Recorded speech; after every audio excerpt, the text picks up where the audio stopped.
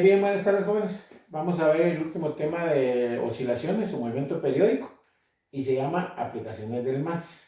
Realmente, como se lo dije al inicio del capítulo, si algo tiene aplicaciones es el MAS, ¿verdad? Pero en el programa y en los textos, bueno, en los textos no, porque en los textos hay otro, únicamente aparecen dos, lo que se llama el péndulo simple y lo que se llama el péndulo físico.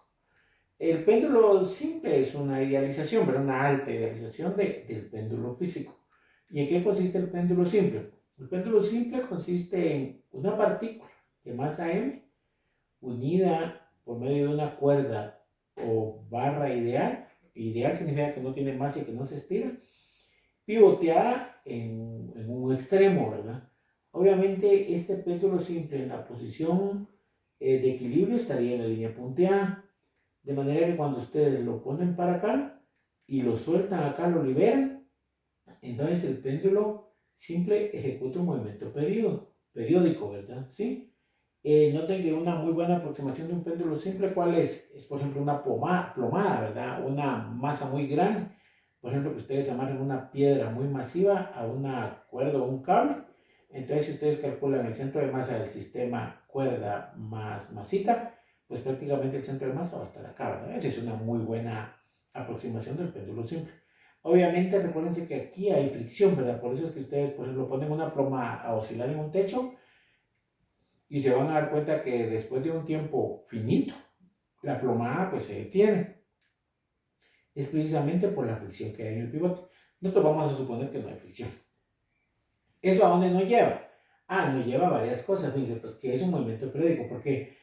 Porque la masita viene para acá y regresa en un tiempo bien definido llamado periodo.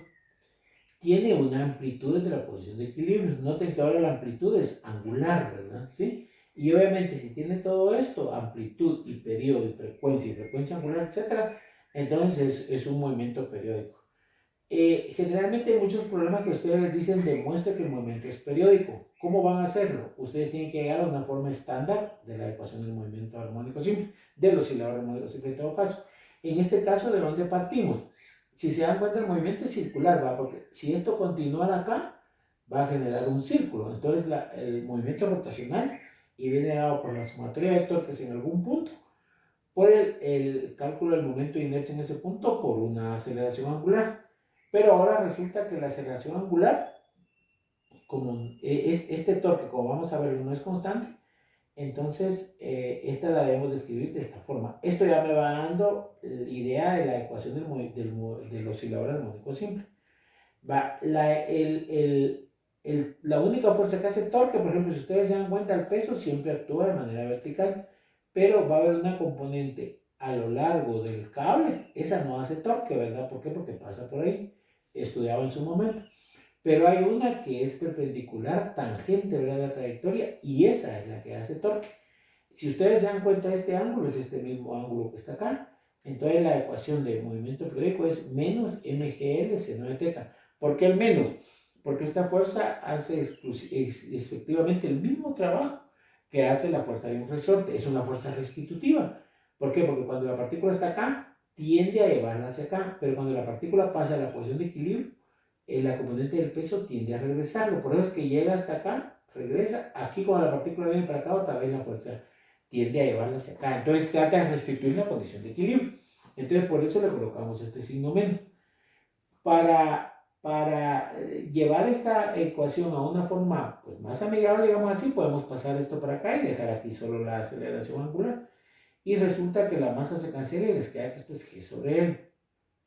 Obviamente esta ecuación diferencial no es fácil de resolverlo por esta función que tenemos acá. ¿Verdad? A esta ecuación se le llama no lineal. Nosotros nos vamos a meter a eso.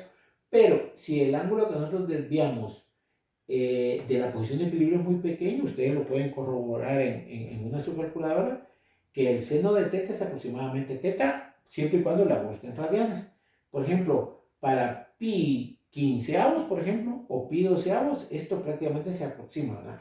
Entonces, en lugar del seno, yo puedo colocar el ángulo en radianes, ¿verdad? Repito.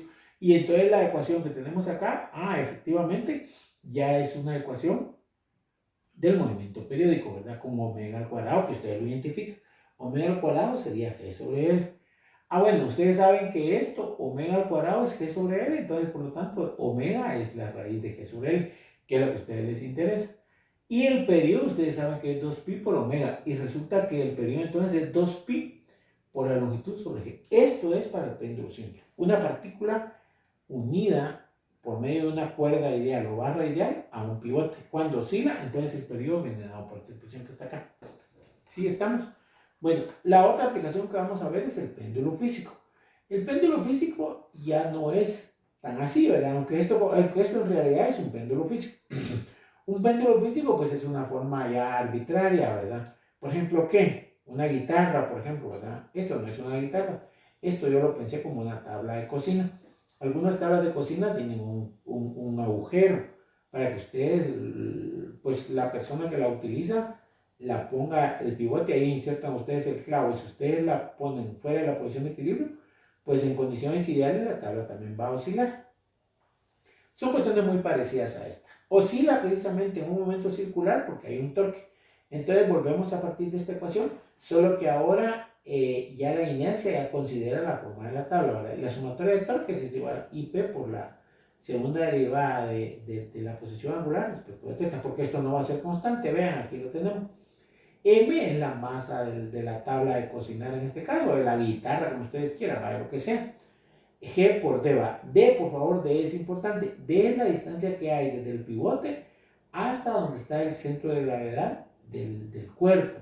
En este caso, el centro de gravedad, se recordarán de la clase de equilibrio, es el lugar donde actúa esa fuerza llamada peso. Entonces hay una distancia. Entonces, obviamente, como aquí está el centro de gravedad, que en la mayoría de casos coincide con el centro de masa, ¿verdad? Entonces hay una distancia D. Por lo tanto, aquí yo tengo que aplicar el teorema de los ejes paralelos para encontrar el momento de inercia. Y ustedes saben del teorema de los ejes paralelos que el momento de inercia es inercia al centro de masa más la masa por la distancia que hay del pivote al centro de gravedad, que viene dado por esta expresión.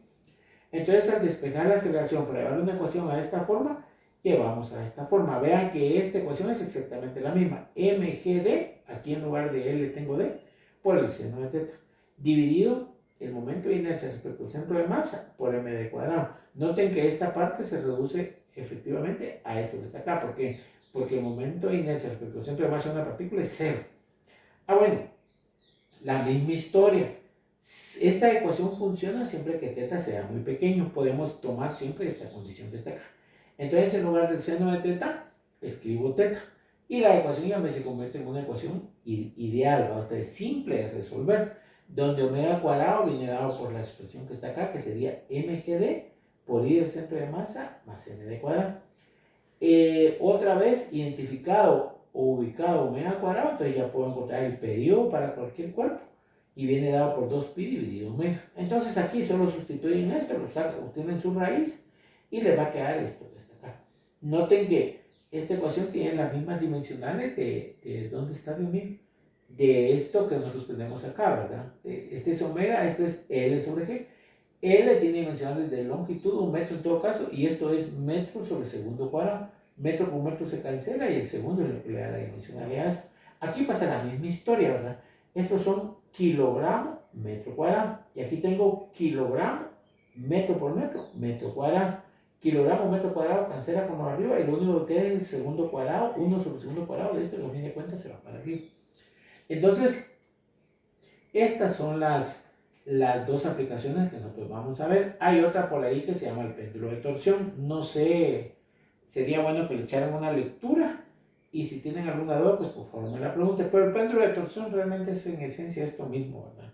Un péndulo de torsión, por ejemplo, es un cuerpo que tiene un movimiento restitutivo debido a una constante de torsión de muchos materiales. Por favor, léanlo y si tienen alguna duda, pues me preguntan.